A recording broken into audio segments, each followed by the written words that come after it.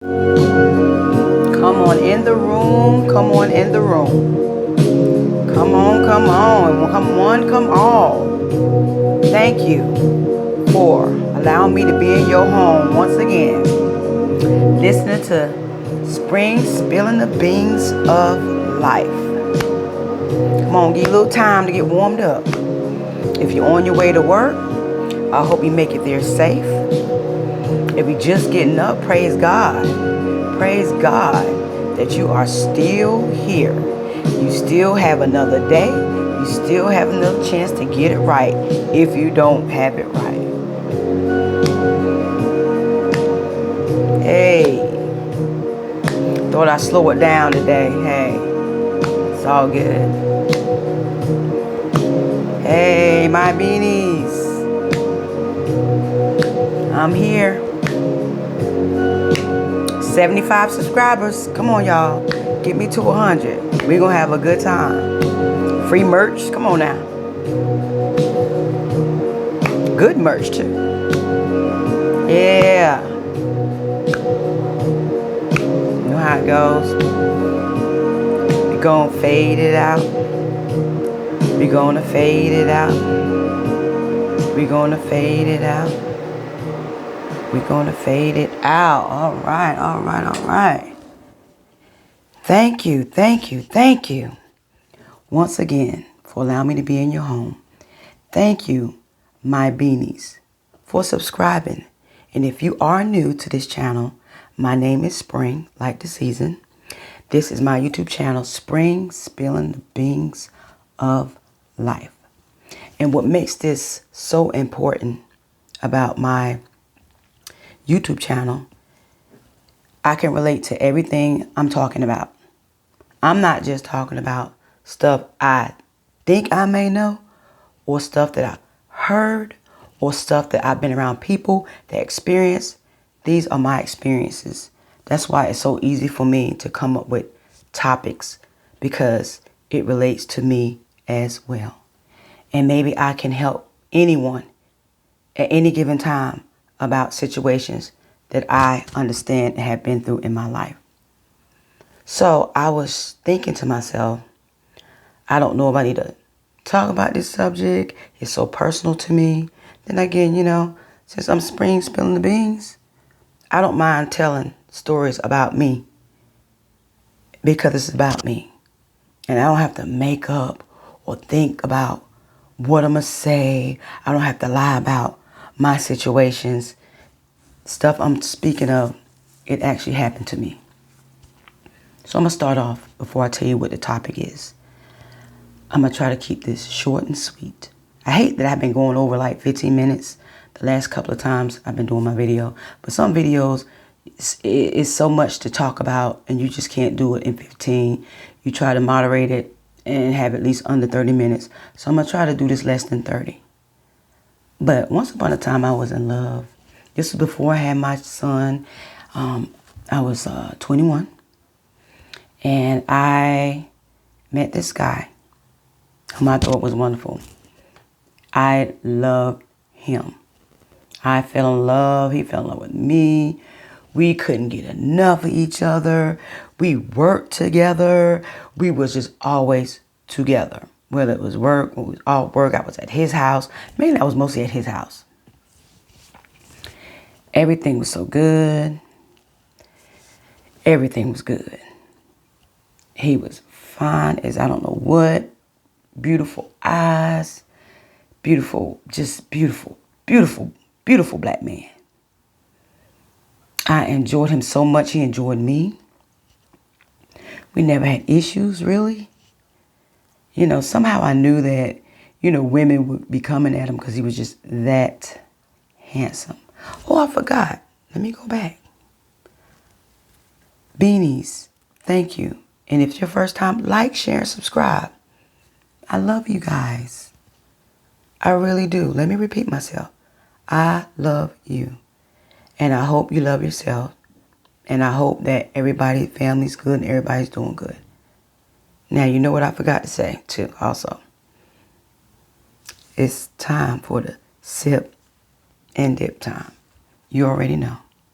So get your water, your juice, your alcohol, your wine, whatever you drink.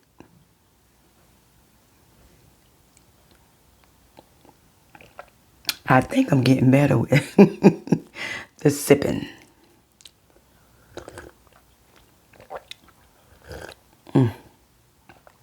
Always good. Coffee, love in a mug. Now getting back to the story. Sorry, y'all. Interrupt. I forgot to do my original stuff. I guess I'm just so anxious about this topic. But anyway. Beautiful, fine, nice looking. We had a great time. We couldn't get enough of each other. Never had any arguments. You know, everywhere we would go, you know, they would say how beautiful couple we were and how much fun we had and just enjoying ourselves. Didn't know that it would be the first time that I would experience domestic violence. So if you don't know, the topic today is domestic violence. And I figure I put myself on the forefront, like I always do. There's no shame in my game. Sometimes things just happen. I didn't understand it because I never had nobody to make me bleed before, to hurt me to that point. I don't need no empathy. I don't need no sympathy. I learned my lesson going into as he got upset with me one day. It was on a Friday, I will never forget. And this happened like in 1991, in between 91 and 92. I want to say more of 91. I was at his house. It was just me and him. His mom had left, went to work. And he was very irritable about everything. Then I realized he smoked weed, okay? This particular day, he couldn't get no weed. So he started like hollering and yelling at me, and I'm like, hold up, I don't know what you mad. You can't, that has nothing to do with me. Of course, I didn't smoke. I'm like, you getting mad with me, and every little thing I say to you, he was just like pissed off, mad, just whatever. It didn't matter what it was. So this particular time, we was in his bedroom, actually his mom's bedroom, and he got to arguing with me, and I just looked at him. I was like, you know what? I'm gonna go in the living room, watch TV, and I walked away from him. And as I'm walking away from him, he got really, really mad. He was like, oh, don't you walk away from me. I'm talking to you. And I kept right on walking. Well, in the meantime of the walking, and mind you, it was a picture for softball male-based softball team. Okay? So, them little short liquor cups, glasses, short, but they're real thick. Something just told me to turn around. It would have hit me either here or back here. If I didn't turn around, it would hit me in the back. It would have split my head open. I mean, he threw it with force. Like, he threw that glass, short liquor glass at me. And I turned around just in time. And I ducked. And when I ducked, I didn't realize as it was dropping with the speed, it hit the back of my heel on my foot. And when it hit the back of my heel, it hurried up and hit the wall. And it just broke into a million pieces of light. The sound was just so loud. It scared me. I didn't realize I was cut, okay? So I was like, what are you doing? You trying to kill me? And he was like, see what you made me do? You see what you made me do? I didn't realize I was injured until I stood up. I didn't see any blood. I didn't see none of that. So when I stood up, I fell back to the floor. And he was like, what's wrong with you? And I was like, I can't walk. Like, I can't put no pressure on my foot. It was my left foot. Then all of a sudden, I'm looking on the floor, and there's a puddle of blood. It was gushing, like coming out. And I felt like he hit a main artery or something in the back of my heel. I think he hit a kind of a major vein. And it was pouring. And I was like, oh no, you're going to have to take me to the emergency room. And you know what he said? I can't take you to the emergency room because what are you going to tell the doctor? And I looked at him with love. And I said, I'm not going to tell the doctor, you did this. I know I need stitches. I'll make up something. I'm 21, my first time being in love. I'm just saying this stuff with love. Like, I love you. You don't have to worry about it. You're not going to jail. I'm defending him to the end. Even after I couldn't walk, it was so much blood. He went and got a towel and he wrapped it around my foot and ankle. Now, mind you, I was very small back then. A lot smaller than what I am now. And he picked me up. And I never forget, he put me in a recliner with him. He sat down in a recliner. He put me in his lap. And he's like, oh, baby, I love you. I love you so much. I'm so sorry. I didn't mean to do it. That's why I didn't mean to do it. Oh, I'm so sorry. Oh, baby. He just kissed and kissed and kissed and kissed and loved on me, loved on me, loved on me. Loved on me. Just kissed me, holding me, crying. Oh, baby, I'm so sorry. I'm so sorry. This should have never happened. And I'm like, started getting nauseated. That's how much blood was coming out of my ankle, the back of my heel. I started getting nauseated. My mouth was filling with water. And I was like, I felt like I had to throw up. I was like, you're going to have to take me to the emergency room. Like, if you had saw how much blood soaked up that white towel, you would have been like, I just felt so bad. But I thank God. I did not go to the emergency room. But God allowed the back of my heel to clump up and stop bleeding. And I fell asleep on the couch, the recliner with him. Then after a couple of hours, we talked. He said, oh, baby, I would never do that again. We got up, we went to bed, went to sleep. The next morning, you talking about painful. Where it clumped up is like it was like folded like this, with the little skin was flapping over. But when I put my foot down, it felt like my whole heel was ripped off, was being ripped. I couldn't walk. And he was like, I'm going to get you some breakfast. Went next door to his grandmother's house because she always cooked every morning. And he went and got me some breakfast. In the meantime, he had an uncle that lived there at the house with his mom, with them. Sweet old man. Blind in one eye, couldn't see. But out of one eye, that wasn't that good either. And he was like maybe in his late 70s. And I was crawling all over the floor in pain. Hurt it. I can't describe the pain. It was so unbearable. I'm crawling everywhere from the kitchen to the living room to the bathroom because I couldn't walk. Just crawling like a dog. I heard him get up. And I was like halfway down the hall. This is not funny. But as I think about it, like, Lord have mercy when you're young and don't know no better. Because I never, had no man to physically hurt me before. Like that. I heard him get up. So I was trying to hurry up to get to the living room, to jump in that chair. And it did everything I could to pull myself up, to hurry up. And I crawled to the living room. About the time I got in that chair, I was so much pain. And he came in that living room. And he said, baby. And that man was blind. When I said he was blind, one, I was completely blind. The other one, I think he had cataracts or something, and he couldn't really see in that one. But apparently he saw me crawling. And he said to me, Spring, did he hurt you? I never forget. Try not to get emotional. I said, no, sir, no, sir. Still protecting him. He said, baby, you don't need to be with nobody. No man that put their hands on you or that hurts you physically, verbally. He said, baby, you need to go home. You need to go home. Wow. So that brings me up today. My topic, domestic violence. Am I ashamed for telling my story? I eventually got out of it. It took a little while. But do you think that was the first time that that was the first time that he drew blood, that I bled? Now, I never bled no more from him, but guess what? When you put your hands on somebody, that's domestic violence. You hurting them, whether they bleed or don't bleed. Okay? So, I eventually got out of it. But I had to learn the hard way.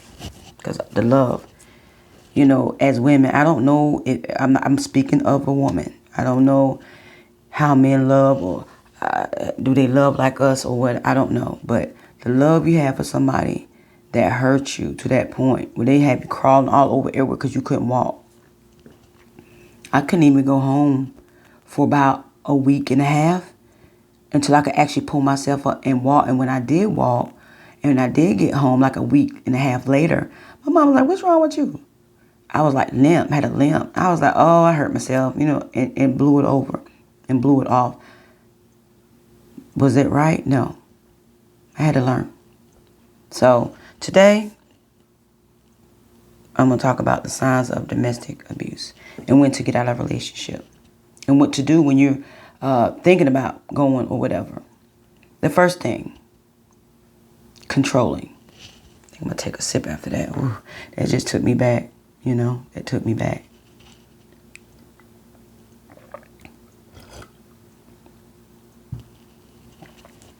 Controlling.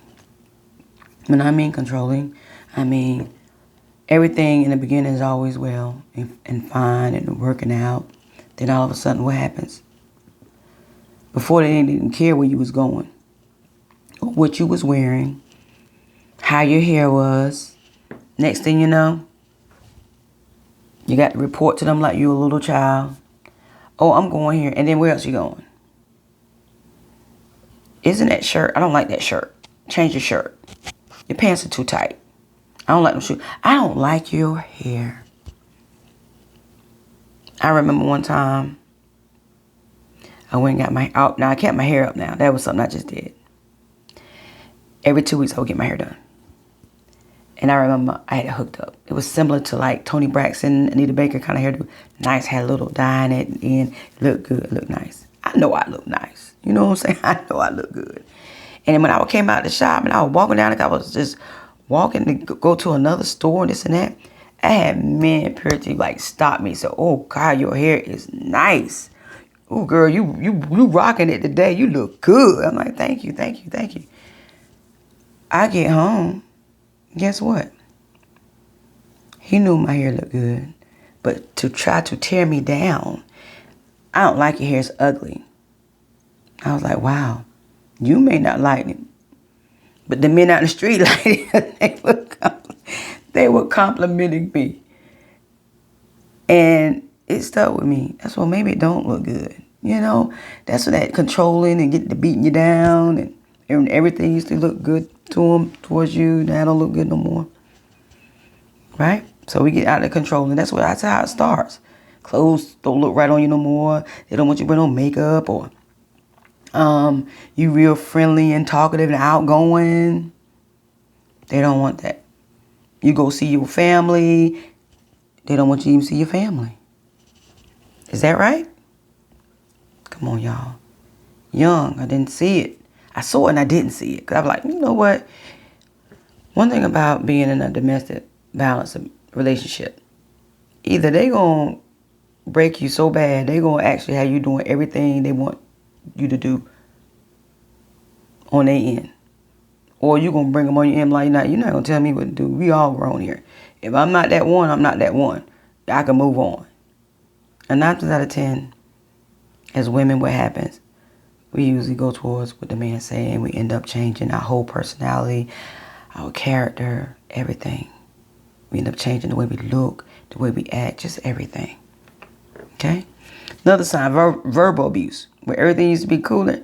Now it's like, you dumb, you stupid, you ugly, and nobody gonna want you. You too big, look how big you are. Or you too little, look how little you are. I don't even know what I see with seeing you. Okay, you don't know what you don't see in me, but you still with me. You want me to be your baby mama. You want me to be the mother of your children. But yet you still with me, but you beating me down. You beating me down with your mouth.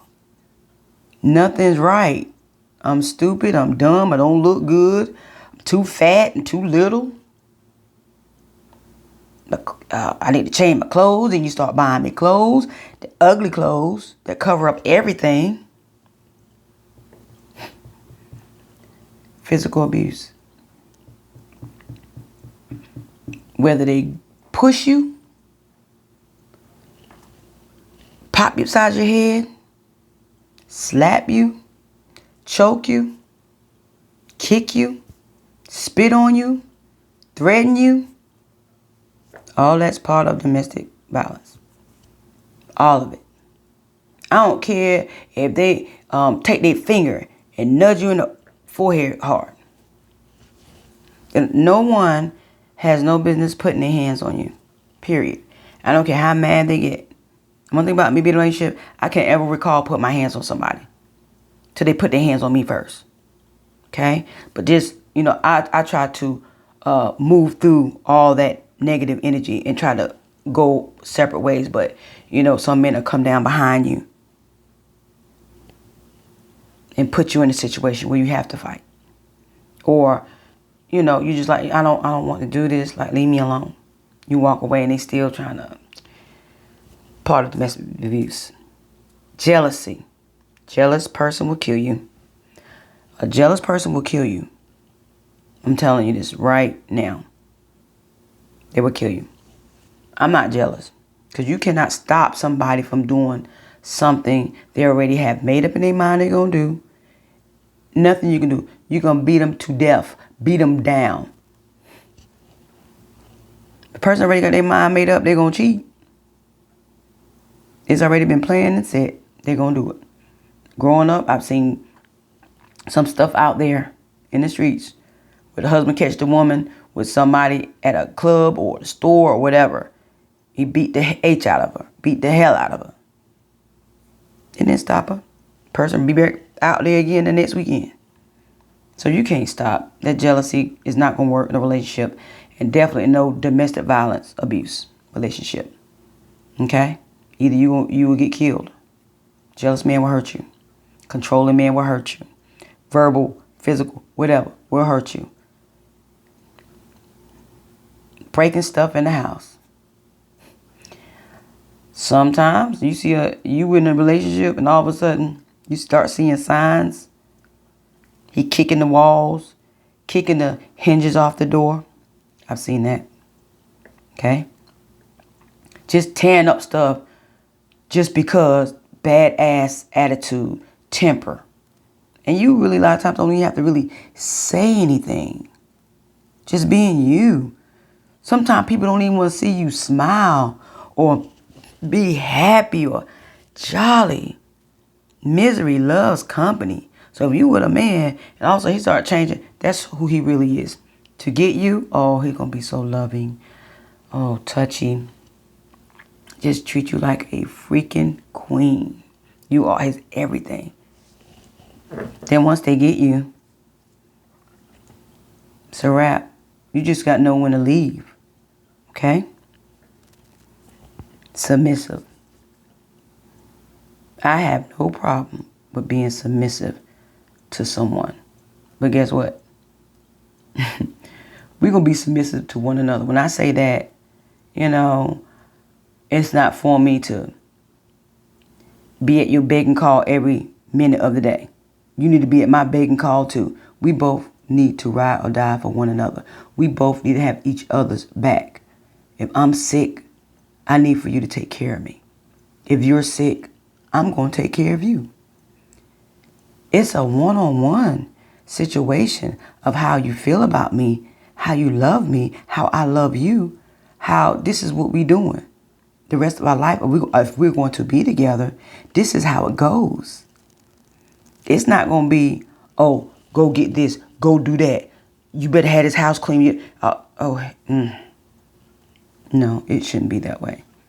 Why are you going to fuss over a house or apartment and both of you live in? So that means I'm not the only one here that's going to clean up. You're going to clean up too. I'm washing clothes some days. You washing clothes some days. I'm washing dishes one day. You need to wash dishes one day. If I'm cooking, you need to clean. If you cooking, I need to clean. Look, come on. It's not hard to figure out. It's not hard. We become as one. You love me, I love you. I'm not going to disrespect you. You're not going to disrespect me. So the submissive part, I think is on for both ends. Okay, I know the man is the head. I don't mind the man being the head. But you're not going to be beating my ass, beating the head. No, that's not going to happen. But that's part of being in a domestic violence abuse. And like I said, the red flags are there. Sometimes we be so in love we don't see it. Yeah. As young as I was, and I was raised in church and stuff, so I knew right or wrong. So it just took me by surprise when, like I said, I was hit like that and bleeding. I wasn't taught about that. What do you do if somebody hurt you when you're not expecting nobody to hurt you? You see? But you learn as you get grown. You become real quiet. My whole persona, everything had changed. Everybody know I'm an extroverted person. I end up becoming introverted. Like, I would see my friends stuff. I wasn't as jolly as I was. You know, when somebody's controlling you from what you eat to what you don't eat. I mean, being controlled like that, you're a robot. It's just like you lose yourself. You're lost. Every emotion you ever had, you don't have anymore. You just doing whatever this person say do. Because number one, you're afraid of them. And number two, they just broke you down to the point you have no more dignity. No more dignity. Whether it's a female or male. Okay? Women abuse men too. I don't want to see like I'm one-sided or being biased. But I can only speak of experience of as a woman for myself has been through this. So I know the signs and I see the signs very early and very clear. You know. And when you lose yourself, you know how hard it is to get yourself back? It's very hard. Oh my God, it's very hard. It's very hard. Then it gets to the point where you speak when spoken to. I remember the time I was so much up under someone's control to where anybody would ask me anything, I would have to look at them first. You know, I looked at them first to see if it was okay to answer. Isn't that crazy? Isn't that, like, how did it go from, oh, we lovey-dovey, we friends, we all this, loving one another, and everybody respected one another, to this, to where the abuse come out of nowhere. You pretty much like being trained, as I look at it now, from, hey, I'm getting her to trust me, we gonna have a good time, but hey, I got something for her. You know what I'm saying? It's like they pretty much train you.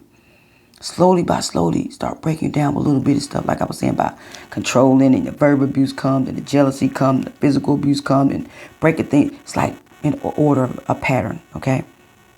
You keep your head down. I could spot an abusive woman quick. You know, you can't look people in the eyes. You got your head down. You just feel so low. You feel so like you don't exist, which you really don't. You lost everything inside of you. But thank God there is a Savior that got me out of that. Got me out of it. Now, the stuff you can do far as being in domestic violence. I'll take me another sip. This is really heavy.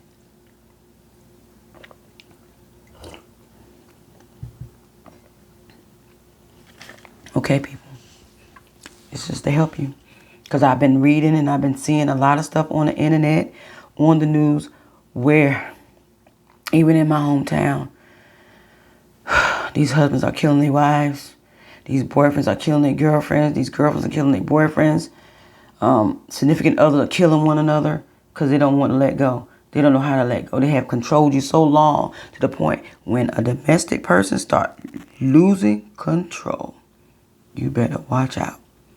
And when they feel they can't get you back, when you finally stand your ground again, when you finally get your dignity back, when you finally hold your head up, when finally you can speak back out, when finally you become an extroverted person again, you finally get your self-esteem back, everything's back, and you're like, you know what? I don't have to deal with this. Somebody else out here will love me for me. I don't have to act like anybody else. I'm going to wear the clothes I want to wear. I'm going to do my hair the way I want to do my hair. And I may be ugly to you, but guess what? I'm going to be alive. I'm going to be alive. I love me. I'm back loving me and loving who I am, the woman that I am. Oh, you had me down for a minute. But God said, no, it's time to get up, my child. Ripped all that bad negative spirits out of me and got me back, woke me back up and brought me back to life. Thank you, God. Thank you, Father. I'm telling you. I understand because I'm talking about myself. I'm talking about me. And these other women that's out here going through this, I'm telling you, if I can help you, if I can save you, anybody's listening to this that knows somebody's in a situation like that, let them see this. Like, share, and subscribe. It's real stuff. Okay? My thing is, don't let your boyfriend or girlfriend know everywhere your family live. It takes a while to build up that confidence and that trust. Don't even take them to your mama house. At least wait a year or so. If they want to meet your mom, whatever, have your mama come. You pick your mama up, bring her. Don't get, look, because you don't know how hard it would be if you would break up with that man or man or woman, and they just don't want to accept it. And then what? If they can't get you, what? They get your family. That's how it normally go. They gonna hurt you in the worst way. And they know they'll hurt you if they hurt your family. They know where they live at. They'll shoot any and hurt anybody. They may pay somebody to go over there and hurt your family because they can't get a hold of you. Oh, I've seen it so many times, and it's still going on. You know, my thing is, I never let anybody meet my son until years later. You know, I had to really, really get to know you, you know, to that point. Because what they do, they will hurt them children to get to you. They will hurt them kids to get to you, hurt you. And if your kids are gone or dead because of a man that you pick, you ain't supposed to be picking no man that way. They're supposed to be picking you. But even the ones that pick you, you still got to be careful. You don't know nobody and how they act. It's so hard sometimes for folks to let you go. I'm not no violent person. And yeah, I've been in love with a person, you know, this and that. And I know I had to let him go. It's hard. But I let him go. I don't want to see him hurt. I don't want to hurt nobody. Come on. This is crazy. I'm going to go ahead and top this off right here. You have to have a plan. Ladies, men, you have to have a plan. Do not be running your mouth and telling the person, I'm going to leave you. I'm going to leave you. This is what I'm going to do. I'm going to leave you Wednesday at 8 o'clock. Or why do you have to tell me you're going to leave them? You don't have to tell nobody you're going to leave. Honey, have your money in order. Have little by little. Start packing up stuff little by little where it's not noticeable. And when you leave, sometimes people need to leave the state. Sometimes people, I'm not talking about leaving and going down the street where he or she can see where you're at. You giving them ammunition to get you if they want to hurt you. When you leave, sometimes you got to leave the state from a crazy person because they know they lost control of you and you don't want them no more. And now they in a tizzy how to get you back. Then it ain't how to get you, okay, I got this. She or he don't want me back? Okay, I'm going to get him. This is what I'm going to do. But when you leave, don't go back. I've read so many stories, seen so many things on the news. They're going to go back to get, what, a pair of clothes, piece of jewelry? You can always get some more clothes and jewelry. Why you going to go back to the house knowing that man sitting there waiting for you? And 9 times out of 10 when you go back, what they do? They kill you. They hurt you. You're in the hospital. You either make it or you don't make it. When you leave, you leave. Have a plan. Save your money. Sometimes you just can't just jump up. Do it easy and smooth. That when that joker come home, you be 1,000 miles away from him. Even if you got to change your name. Change everything. Especially if you know he that abusive and you know, trust me, you know the person that will hurt you. And it ain't nothing like a jealous, out of control male or female when they can't get you back. And now my thing is, do they really expect you to stay with them after they abuse you in every kind of way? I could never trust anybody that's ever hurt me or physically hit me or talked down to me.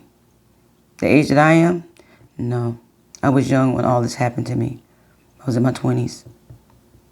But I learned. You know, you got people now still getting their tail whipped. Still like children running around the house. The man comes in there, he got to puff his chest out and I'm not here. Like I said, I don't want, I would love to meet a nice guy and date. But what scares me the most is you don't know if you meet somebody, if that's going to be the one that's going to be stalking you. I got a stalker story too. I'll tell you one day. But I'm just saying, and you can't, things not working out. You already see the signs. You're like, hey, we cool and everything, but let's just be friends. You thinking everything's good, and it's really not. They coming for you and coming at you. All because you saw the red flags, and you don't want to be with them like that. And they don't know how to accept it. And then you got to deal with somebody messing up your car. I had a guy to put sugar in my tank one time. I mean, just craziness. Foolishness. And they try to blame the neighbor. That's another story. Car smell like Dawn waffles down the street with maple syrup. It's too much. Too much. Have a plan. I'm getting ready to go. I hope my beanies or anybody that's watching this take my advice and take heed. Love you, love yourself. Because if you don't, like I said, a male or female could smell a mile away when you got all these insecurities. And sometimes people really take advantage of it, especially when you're a good person. But once again, I want to thank you. I love you. My beanies. And if you aren't a beanie, become a beanie for life. It's spring spilling the beans. I'm talking stuff I know. Not what I think or what I heard. I'm talking stuff actually what I know. I experienced everything that I've talked about in every video that I have. I love you guys. Thank you. Like, share, and subscribe. Come on, get me to 100. I'm at 75. Share. Come on. I love you guys. Until next time. Love you. I love you. God bless. This is Spring Spilling the Beans. Have a good day.